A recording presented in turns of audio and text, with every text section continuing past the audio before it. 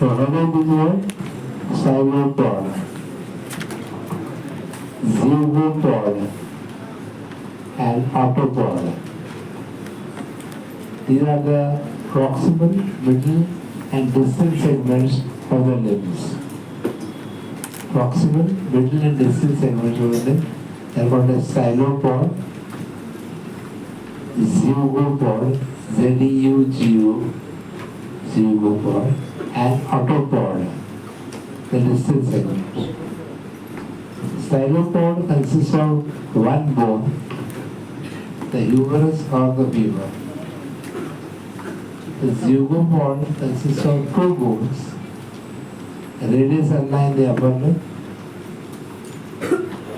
tibia fibula in the lower limb, where the thumb side is the radius, the great toe side is the tibia. So radius is comparable to tibia and ulna is comparable to fibula. But notice the difference. Ulna is the integral part of elbow joint. Fibula is not a part of knee joint at all. But because the thumb side is called as preaxial side, the preaxial bone of the upper limb is radius, the preaxial bone of lower limb is tibia. Radius is equal to tibia and ulna is equal to fibula. Autopod is the hand and the foot. The autopod is subdivided into basimodium, mesomodium, and acropodium.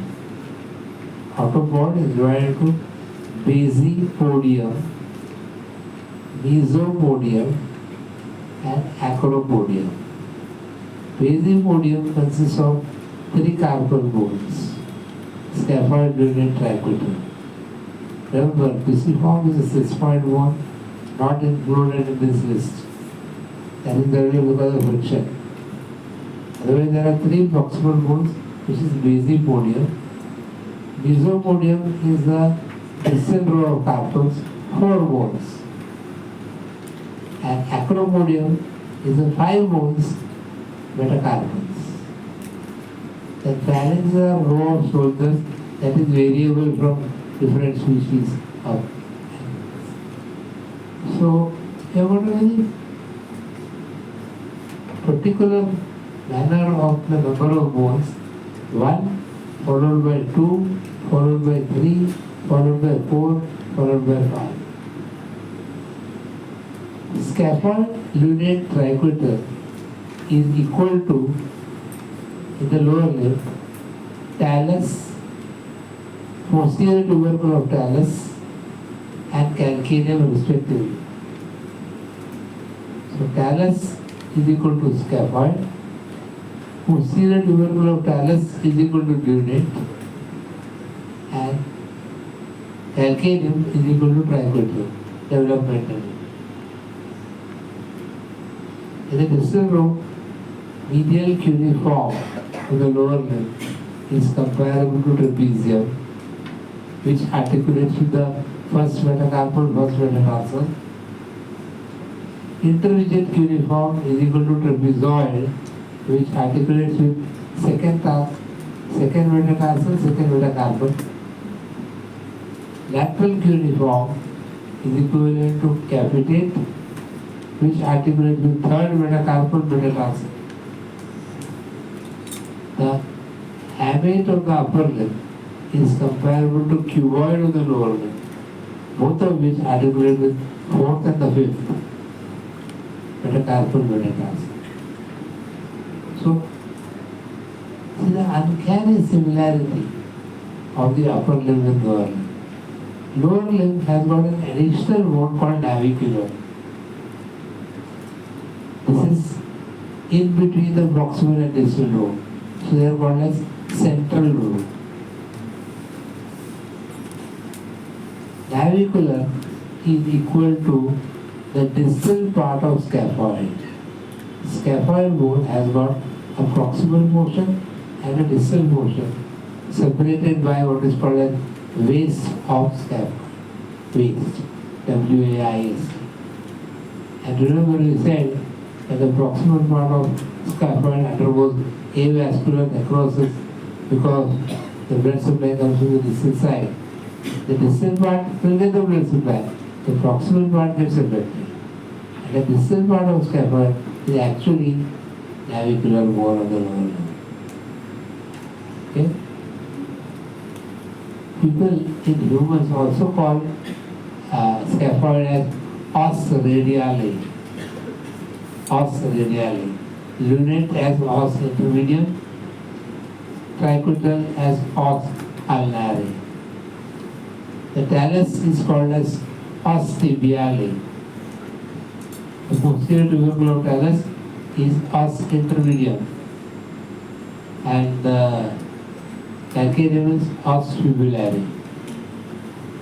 Navicular is called as os centrale. The distal part of scaphoid is called as os centrale. And of course, the distal row is 4 bones: primum, secundum, tertium, and quadrant. So that's about the bony equivalents. Next we go in for blood vessels. The axillary artery, brachial artery, and the median artery is called as the axis artery of upper limb. Axillary, brachial, and median artery, arteria mediana, or then arteria comitais nervi mediana, whatever way you call it. The artery accompanying the median nerve is the central artery. So neither radial artery nor ulnar artery are the central axis artery. This arteria mediana is accompanying the is a branch of the common interosseous artery branch from ulnar. Common interosseous gives the arteria mediana.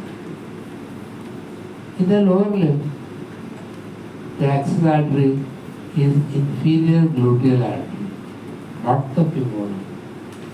The axis artery of lower limb is inferior gluteal artery, which then continues with the artery accompanying sciatic nerve, arteria comitais nervi sciatici, branches of profunda femoris. Each of these arteries, 4 perforating branches of profunda, divided into an ascending branch and a descending branch. The ascending branch of profunda anastomoses with the inferior gluteal. The descending branch of profunda, first perforating, anastomoses with the ascending branch of second perforating. And a second with a third, and third with a fourth, and then it continues as popliteal artery. So inferior gluteal, artery accompanying sciatic nerve, popliteal. Then it continues in the lower limb as fibular artery, formerly called peroneal artery. Peroneal artery is a branch of posterior tibia, which is a continuation of popliteal.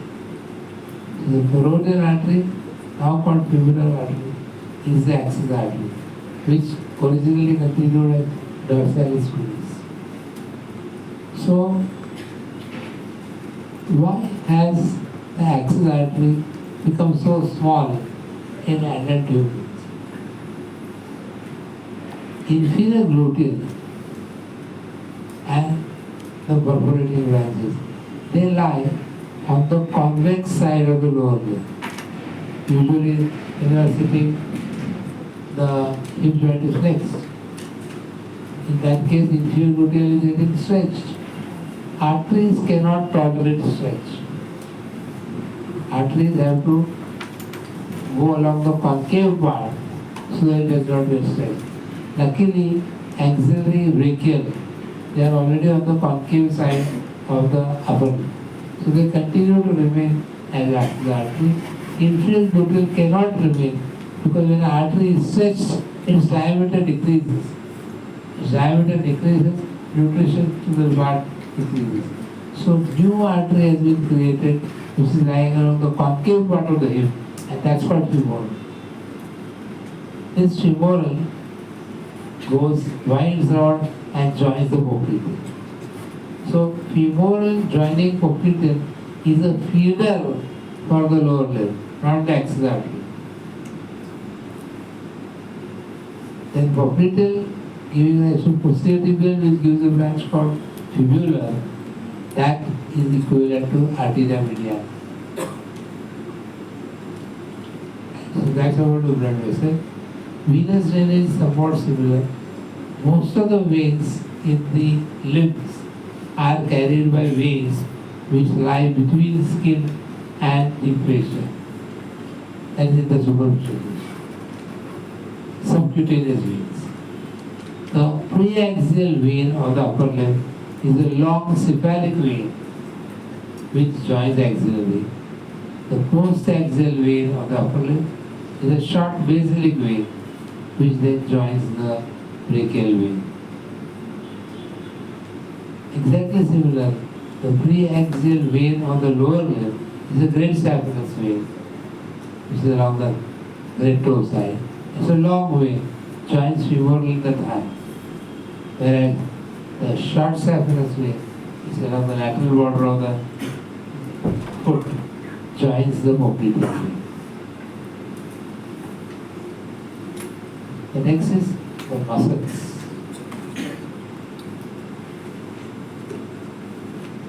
There are 15 muscles in the upper limb up to elbow, but there are 27 muscles in the lower limb up to the knee. There is a gross disparity. That's the number of muscles in the upper limb. But then numbering muscles really does not help that much, simply because trapezius is considered one muscle, but it has got 3 sets of fibers, each of which act independently, sometimes acting as a torque. So, two combining together is equivalent to 3 muscles. Deltoid has got anterior fibers, middle fibers, posterior fibers, together counted as one. But they have different actions altogether. So, counting number of muscles does not help. We try to look at morphologic equivalents. The anterior fibers of deltoid is equivalent to tensor fascia lata. The anterior fibers of deltoid is equivalent to tensor fascia lata, which lies in the anterolateral compartment of the thigh. The gluteus maximus is equivalent to posterior fibers of deltoid. Gluteus maximus is equal to posterior fibers of deltoid. The middle fiber of deltoid in the lower limb has become a thin sheet of muscle, a sheet of fascia connecting gluteus maximus and tensor fascia lata, both of which converge to iliotibial tract. So tensor fascia lata joins the iliotibial tract, gluteus maximus joins the iliotibial tract. The connective tissue layer in between the origins of gluteus maximus and tensor fascia lata forms the middle fibers of deltoid. This is shocking. Middle fibers of deltoid, the acromial fibers, are multivalent muscles which are meant for abduction. Instead, the muscle deeper to the fascia, gluteus medius and minimus, are equivalent to the rotator cuff muscles of upper limb, including supraspinatus. Remember, deltoid covers the rotator cuff muscle, gluteus maximus, tensor fascia lata, and their fascia connecting covers the gluteus medius and minimus.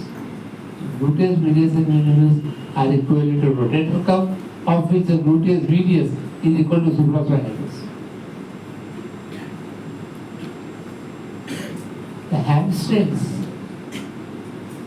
of the lower limb are equivalent to the biceps brachii. Hamstrings of lower limb are equivalent to biceps brachii. Brachialis is the short head of biceps femoris. Brachialis is the short head of biceps. Starting from the arm, inserting on forearm. Starting from the thigh, inserting on the leg. Now the posterior aspect is pretty simple. Extensors of the elbow are triceps, whose deeper fibers are attached to the capsule of the elbow joint called as articularis cubici. The extensor of the knee joint is the quadriceps, whose deeper fibers are attached to the knee joint capsule called as articularis tendon. So triceps is equal to quadriceps, articularis cubici is equal to articularis tendon. And you say, what about sartorius, gracilis, semitendinosus? All of them start from tibia, medial surface, and each one of them goes to different components of the hip bone. Sartorius goes to ischium, gracilis goes to pubis, semitendinosus goes to ischium. This girl between two sargazzis are actually holding the three parts of hip bone together, so that they will fuse to become one hip bone. Hip bone is equal to scapula. Hip bone is equal to scapula of upper limb. If you want to be more specific, the coracoid and upper part of glenoid, the coracoid process and upper part of glenoid is equal to ischium. Coracoid and upper part of glenoid is equal to ischium. The rest of the scapula is ilium. Only the tip of coracoid, which is atavistic epiphysis, is pubis. Only the tip of coracoid, which is the atavistic epiphysis, is pubis. Clavicle has no equivalent in lower limb. Clavicle has no equivalent in lower limb. If the clavicles were to be absent in a child with suffering from cleidocranial dysostosis, cleido is clavicle, cranium is skull bone, dysostosis, poorly developed, wrongly developed. In such a child, the shoulders from either side can be brought closer to the midline, where the tip of coracoids attempt to meet each other at the pubic symphysis. But because the clavicle has come in the way, we can't bring the shoulders towards closer to the midline. If the shoulders are brought closer to the midline like the hip bones have, mobility of the shoulder will decrease. By keeping the shoulder away from the trunk, there is a great mobility. Upper limb is meant for mobility. Lower limb is meant for stability. We talked about that. The flexor carpi radialis and flexor carpi alaris are gastrocnemius and soleus. Gastrocnemius, not soleus, gastro. The difference is flexor carpi radialis and alaris start from a common flexor origin, spread out and get attached to different metacarpals. The gastrocnemius starts from a different origin and then converge to become single tendocalcaneus. Okay? That's gastrocnemius equal to flexor carpi radialis and alaris. Flexor digitorum superficialis. Flexor digitorum superficialis is soleus. But that soleus is tendocalcaneus. In the sole of the foot, there is a muscle called as flexor digitorum brevis. In the sole of the foot is the flexor digitorum brevis, starting from calcaneum and inserting on the middle phalanx of each of the lateral four toes, splitting to get attached to the shaft of the middle phalanx on the either side, exactly similar to flexor digitorum superficialis. Whereas flexor digitorum profundus is equal to flexor digitorum longus in the lower. And flexor digitorum longus, like profundus, enters the toes, sees the split of the superficialis and passes to the distal valley. Flexor digitorum longus inserts on the distal valley. Flexor digitorum profundus inserts in the distal valley, longus inserts in the distal valley. The problem that has occurred with soleus is that soleus and flexor digitorum brevis were one muscle originally. But because of the pressure point of the heel, they got split. So soleus was restricted to the upper part, flexor digitorum brevis to the lower part. So both together forms the flexor digitorum superficialis. Why are we saying so? Insertion-wise, flexor digitorum brevis is exactly identical to that of superficialis. And soleus muscle arises from the soleal line.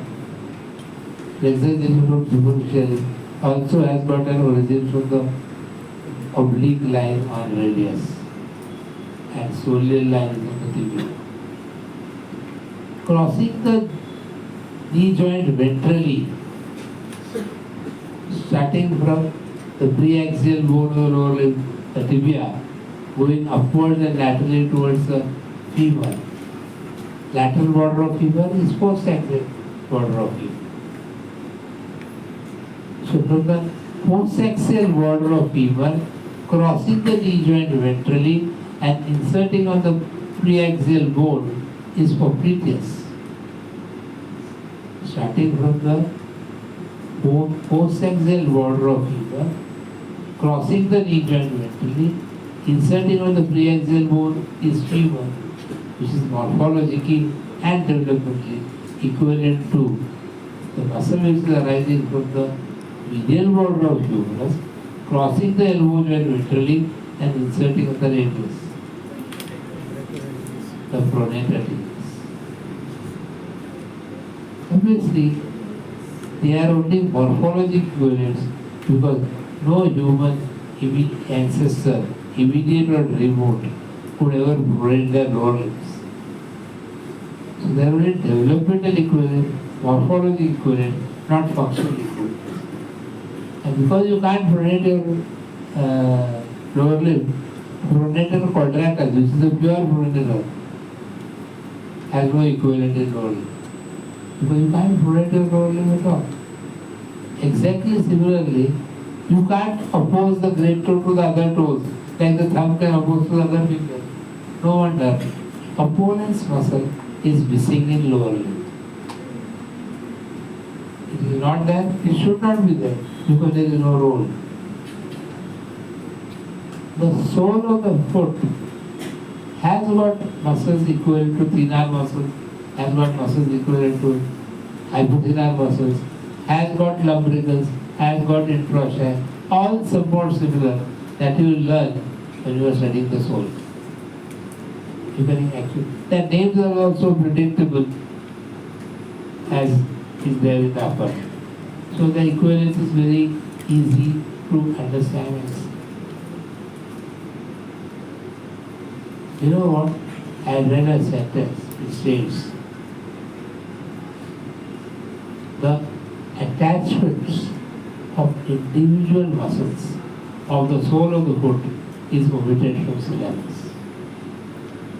Okay? It's a statement.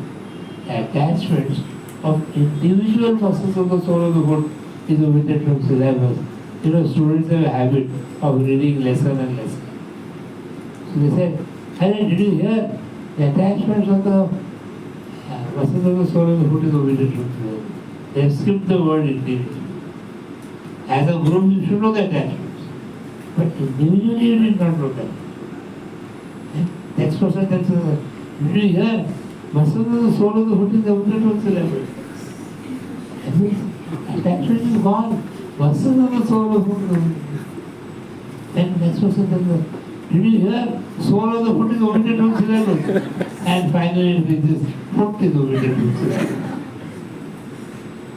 This is something similar to this sentence, very innocuous and straightforward. Oh Peter, please don't touch me. Now, see what happens, the effect, when you drop one word at a time. Oh Peter, please don't touch me. Oh Peter, please don't touch. Oh Peter, please don't. Oh Peter, please. Oh Peter. Oh.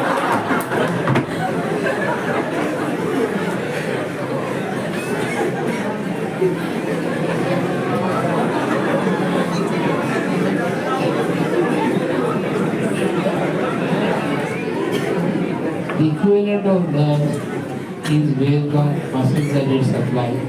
So we don't need to go into the further. Can we stop here?